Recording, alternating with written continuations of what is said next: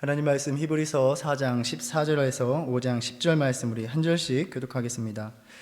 그러므로 우리에게 큰 대제사장이 계시니 승천하시니 곧 하나님의 아들 예수시라. 우리가 믿는 도리를 굳게 잡을지어다.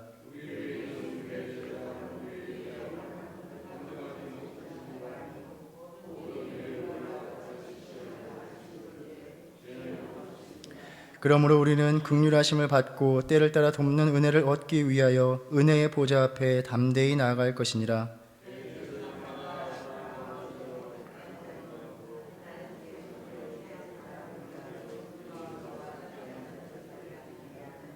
그가 무식하고 미혹된 자를 능히 용납할 수 있는 것은 자기도 연약에 휩싸여 있음이라.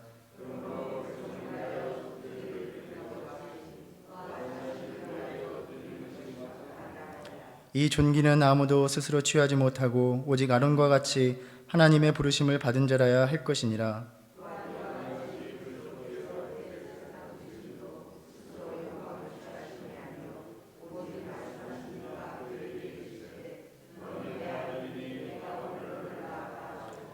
또한 이와 같이 다른 데서 말씀하시되 내가 영원히 멜기세덱의 반차를 따르는 제사장이라 하셨으니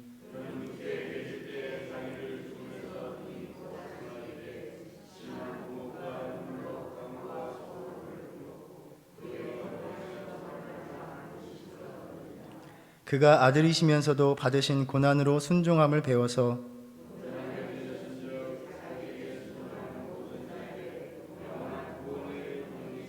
함께 읽겠습니다.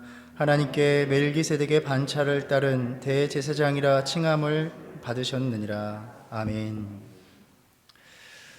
우리가 나누고 있는 히브리어 서신을 받는 공동체가 직면하고 있었던 가장 큰 유혹은 유대교에 대한 향수였습니다. 유대교에 대한 미련이 생기는 상황이었습니다. 종교사에서 역사성이 인정받지 못한 새롭게 형성된 종교 분파는 언제나 주위로부터 매서운 의심을 받았습니다. 오늘날에도 우리 기독교 내에 새로운 교파 또 교단이 생겨서 자기들끼리 모이고 예배한다면 이단일 가능성이 많다고 의혹의 눈초리로 보내는 것과 마찬가지입니다. 새로운 그리스도 교회 운동은 그렇게 유대교와 로마 제국으로부터 의심을 받았고 또 사회를 어지럽히는 그 모함 속에서 계속되는 핍박으로 순교당하고 옥에 갇히는 상황은 차라리 로마의 관용 정책 아래 종교로 인정받아서 순환을 당하지 않아도 되는 유대교의 그늘 아래로 돌아가는 것이 낫지 않을까 하는 마음으로 기울게 했습니다. 임박했다고 믿었던 주님의 재림은 일어나지 않았고 지금까지의 고난은 어느 정도 견디어 왔지만 점점 더 거세어지는 핍박 앞에서 지쳐갔고 굳이 그리스도의 복음을 고집하며 이렇게 고난의 삶을 살아가는 의미가 있을까 회의가 들면서 이제는 그리스도를 떠나려 하는 지경에 이르게 되었다는 것입니다. 또한 주변에서 그리스도를 믿지 않는 조잡한 목소리가 여기저기 들립니다. 예수가 십자가에 달려야 했던 것은 그의 연약함 때문이 아닌가? 또 예수는 그저 천사나 선지자 정도에 불과한 존재가 아닌가? 또한 아직 의식을 갖추지 못한 단순하기 짝이 없는 그저 찬양하고 예배하는 그리스도 교회의 예배보다는 유대교의 성전 제사가 더욱 종교 같아 보입니다. 히브리서는 이처럼 흔들려 떨어져 나가려 하는 이들에게 예수가 누구이신지를 바로 알고 그분만을 다시 바라보라 라고 이야기하는 서신입니다. 그리스도는 천사보다 모세보다 또한 대제사장이었던 아론보다 우월하신 분이며 그의 구속의 행위는 너희가 돌아가려는 유대교의 희생제사와 대제사장직을 이미 넘어섰기에 안식에 들어가기 위하여 그리스도에 대한 믿음에 확고히 살아라고 이야기하는 서신입니다. 그리스도가 대제사장이라는 구약적인 또 유대교적인 개념을 분명하게 드러내어 천명하는 것이 바로 히브리서의 기독론의 특징입니다. 언급한 것처럼 이러한 권면과 가르침은 당시 공동체가 처해 있었던 유대교로 돌아가려고 하는 특별한 역사적인 상황에서 비롯되었던 것입니다. 그래서 유대교적인 개념으로 그리스도가 누구이신지를 설명하려는 것입니다. 유대교의 성전 제사를 섬기는 인간 대제사장보다 그 직무와 능력에 있어서 뛰어나신 대제사장이 우리에게 있으며 그분이 드리는 희생제사는 일시적인 것이 아니라 일회에 또 온전하고 영원한 대속의 능력이 있다는 것입니다.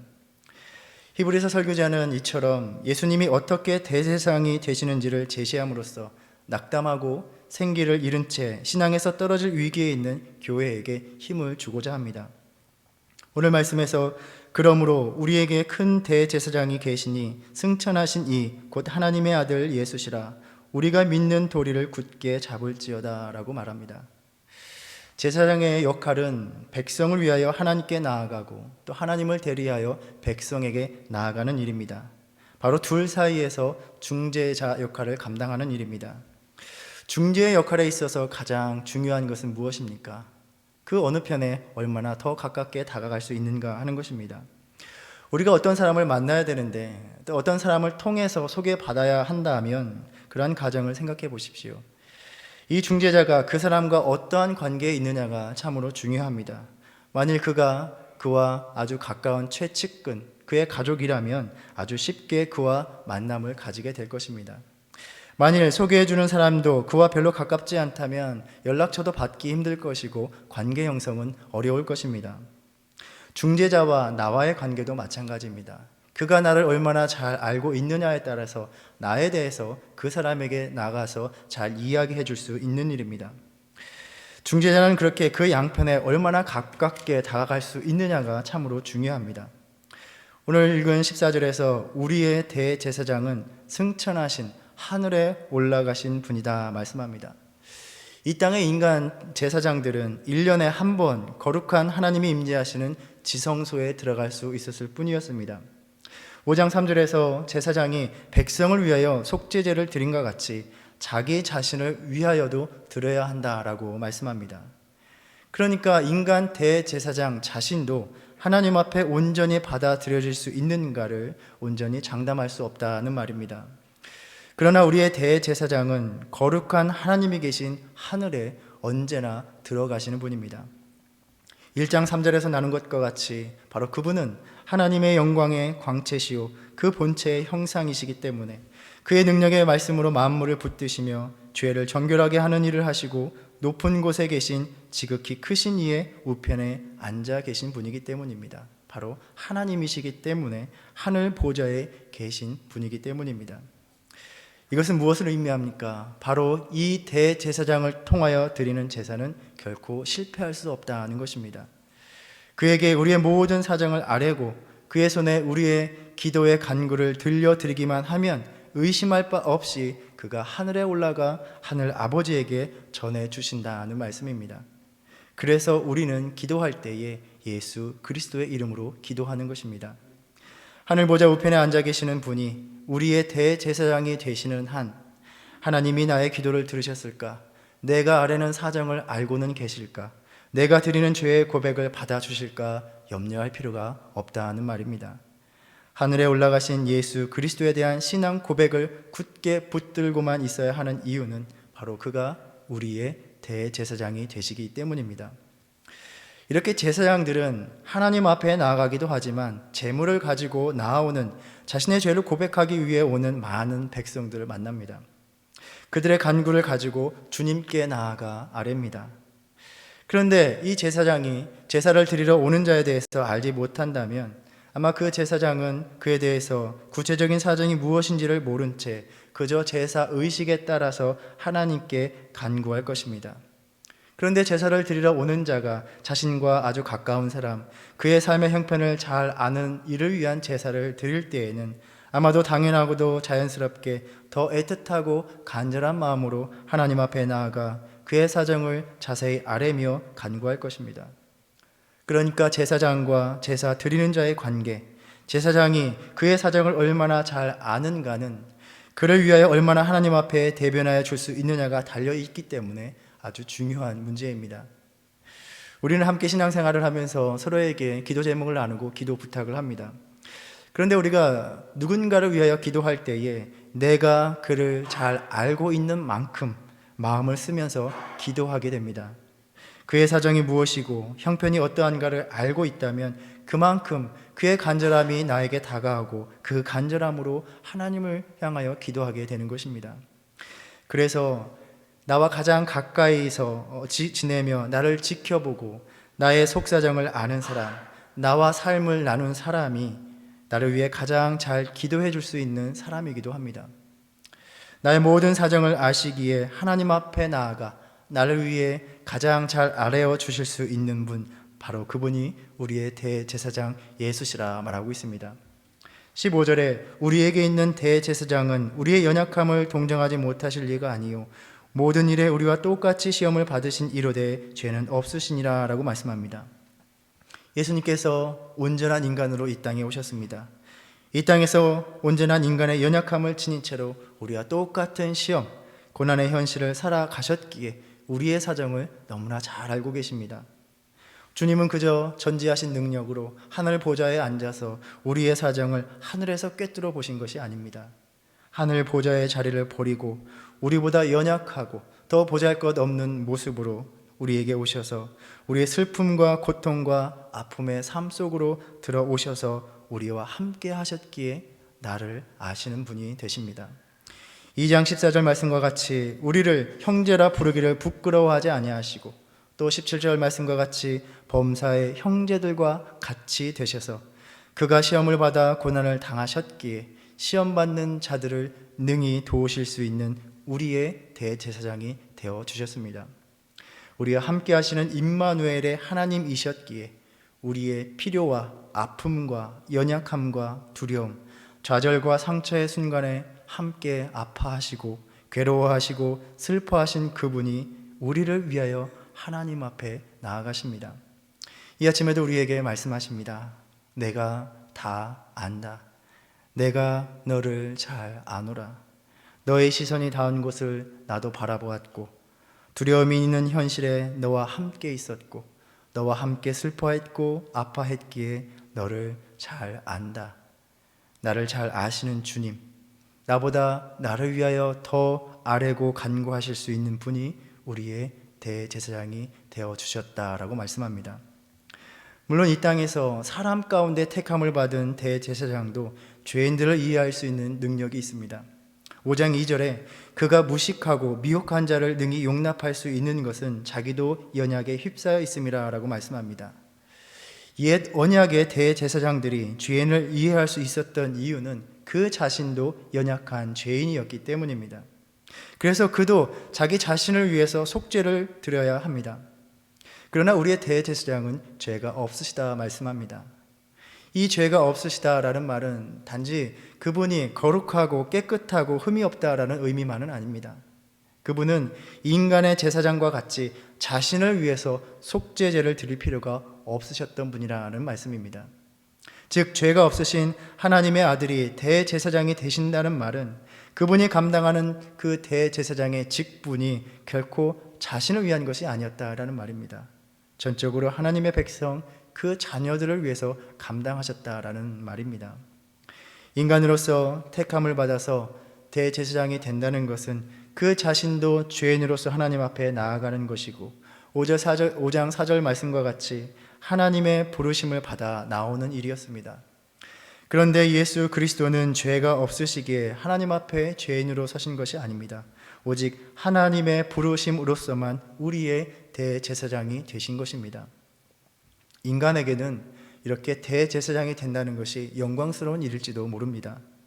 백성을 대표하여 하나님 앞에 나아가고 하나님을 대신하여 백성 앞에 서는 일이기 때문입니다. 그러나 죄가 없으신 이미 하나님이신 하나님의 아들에게는 그것이 영광스러운 일이 아니라 오직 그 부르심에 순종하여 자신을 낮추는 일일 뿐이었습니다. 영광을 취하는 일이 아니라 이미 지니셨던 영광을 버리시는 일이었습니다. 그리하여 죄가 없으신 분이 마치 죄 있는 자같이 되어 고난의 삶을 살아가신 것입니다. 인간 제사장은 자신이 죄인이었기에 다른 이들을 이해할 수 있었습니다.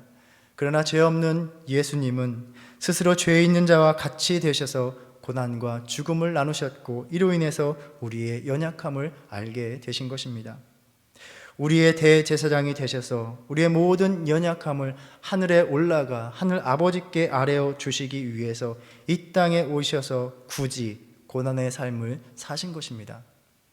살아가면서 남에게 굳이 아쉬운 소리 할 것 없고 내게 있는 것으로 내 능력으로 충분히 감당할 수 있는 삶을 살아가다가 누군가에게 부탁을 하고 간절하게 요청을 해야 하는 상황을 맞을 때에 참 견디기 힘들게 다가올 때가 있습니다. 이전에는 아무것도 아닌 것들이었는데 상황이 바뀌어서 자신이 감당할 수 없는 상황이 되면 자신의 무력함에 한없이 초라해지고 큰 낙심과 좌절과 절망에 빠지게 됩니다. 바로 이것이 예수님께서 이 땅에 오셔서 우리의 대제사장이 되시기 위해서 겪어야 했던 삶이었습니다. 5장 7절에서 그는 육체에 계실 때에 자기를 죽음에서 능히 구원하실 이에게 심한 통곡과 눈물로 간구와 소원을 올렸고 그의 경건하심으로 말미암아 들으심을 얻었느니라 라고 말씀합니다. 우리 연약한 인간에게는 죽음에서 능히 구원해 주실 분이 있다는 것이 얼마나 다행이고 은혜입니까? 그런데 이것이 능치 못하심이 없으신 하나님의 아들에게는 자신을 죽음에서 건져달라고 간구해야 한다는 것은 어떠한 경험이었을까요? 죽음 따위는 아무것도 아닌 두려워할 것조차 되지도 않았었습니다. 그 누구에게도 자신의 생명을 의탁할 필요가 없으셨습니다. 자기 자신이 생명의 근원이셨기 때문입니다. 그런데 이 땅에 육체로 오심으로 인해서 비록 죽음이 온전히 예수를 지배하지 못하였다 하여도 인간으로서의 죽음의 고통과 경험, 그 두려움에서 벗어날 수 없었던 것입니다. 누군가에게 자신의 생명을 의탁하고 간절히 구해야 했습니다. 구원을 베푸시던 분이 자기를 죽음에서 건져주실 분을 향해 심한 통곡과 눈물로 간구와 소원을 드려야만 했던 삶을 살아가신 것입니다. 겟세마네 동산에서 제자들에게 무엇이라 말씀하셨습니까? 내 마음이 매우 고민하여 죽게 되었다라고 하셨습니다.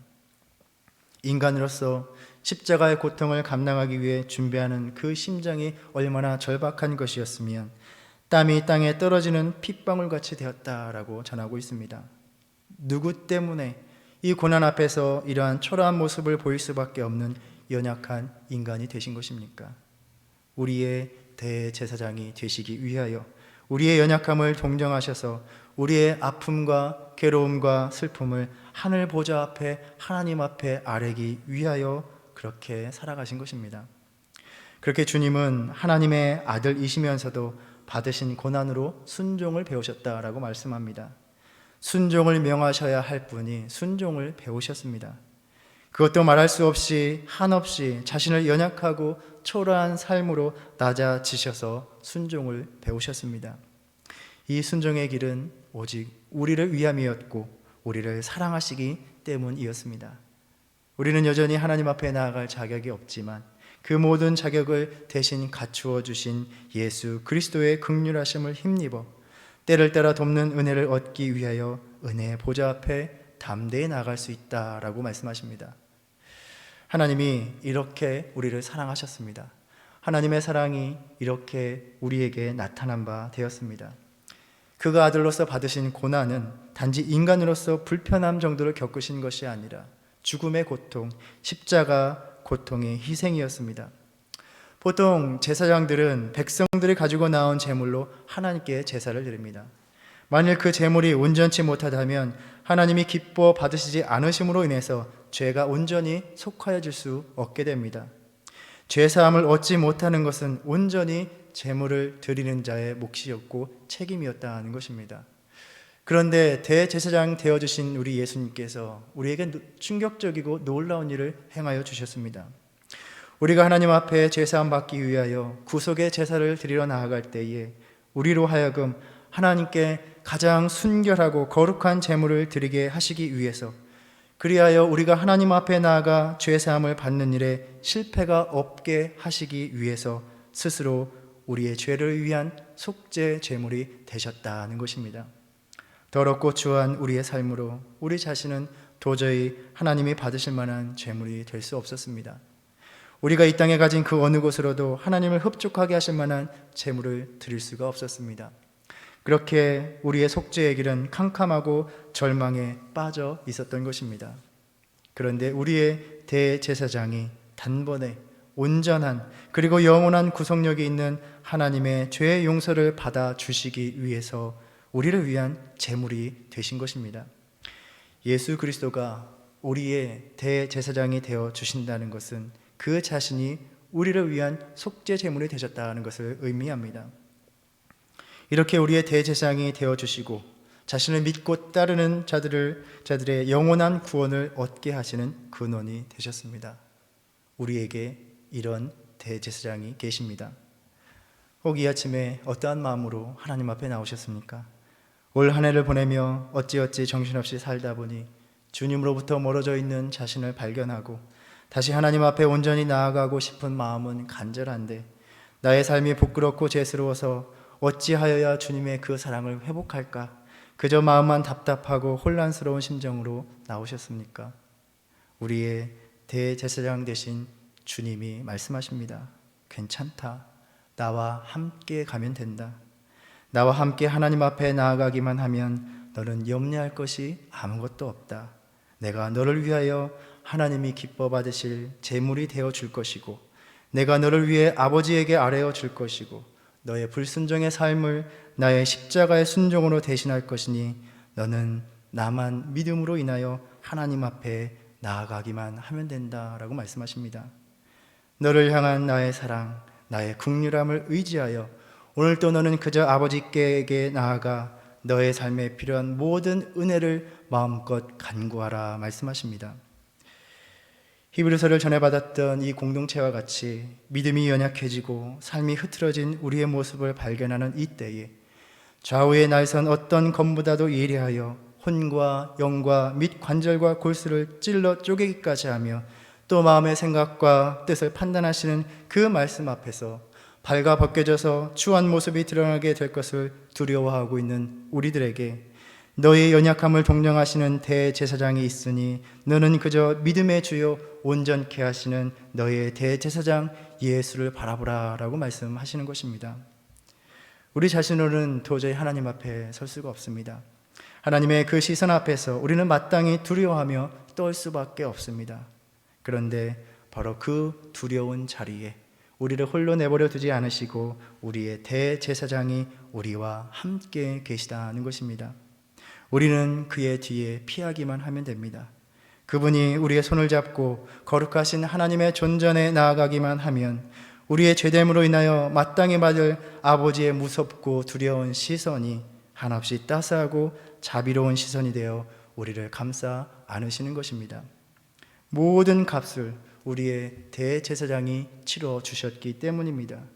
우리가 드릴 마땅한 속죄물을 우리의 대제사장으로부터 받으신 하나님이 다시 우리를 죄 없는 자처럼 여겨주시며 한없는 사랑으로 대하여 주시겠다 약속하셨습니다. 우리에게 이러한 대제사장이 있다는 것을 기억하십시오. 그분이 오늘도 우리를 위하여 아버지께 나아가 간절히 빌고 계시다는 것을 기억하시기 바랍니다. 우리의 대제사장이 되어 주시기 위한 주님의 삶, 버리고 포기하고 비우고 낮아지신 그 사랑에 힘입어서 오늘도 아버지께 나아가 담대히 은혜를 구하며 우리를 온전케 하시는 예수만을 바라보는 믿음의 삶을 살아가시길 주님의 이름으로 축원합니다. 우리의 대제사장이 되시기 위하여 하나님의 아들의 영광의 자리를 버리고 죽음 앞에서 심한 통곡과 눈물의 기도를 드려야만 했던 육신의 연약한 삶을 살아가신 그 사랑과 은혜에 감사를 드립니다. 우리의 연약함을 아시어 아버지께 눈물로 간구하여 주시는 대제사장 되신 주님을 다시 바라보고 의지하는 믿음이 되기를 원합니다. 그 깊은 사랑을 다시 깨닫게 하사 그 사랑을 떠나 살아가는 헛되고 어리석은 삶이 되지 않게 하여 주시옵소서. 그 긍휼하심의 사랑이 사무치게 그리워 다시 찾아온 모든 심령을 위로하여 주시고 받아주시고 하나님을 두려워하는 삶이 아니라 하나님을 기뻐하며 사랑하며 오늘도 때를 따라 돕는 은혜를 얻기 위하여 은혜의 보좌 앞으로 담대히 나아가는 삶이 되게 하여 주시옵소서. 예수님의 이름으로 기도드립니다. 아멘. 이제는 우리 주 예수 그리스도의 은혜와 하나님 아버지의 극진하신 사랑과 성령의 감화 감동 교통하심이 우리의 대제사장 되신 예수 그리스도를 의지하여 하나님의 은혜의 보좌 앞에 담대히 나아가는 모든 심령에 이제부터 영원까지 함께 있을지어다. 아멘.